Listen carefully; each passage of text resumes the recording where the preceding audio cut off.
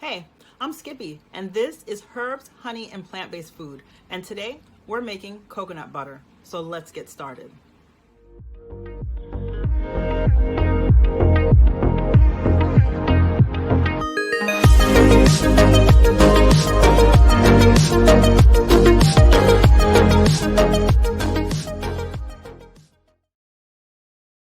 So you're going to need one ingredient, and that's organic dry coconut. And you're going to need a professional power blender like this. Vitamix is good. With a tamper.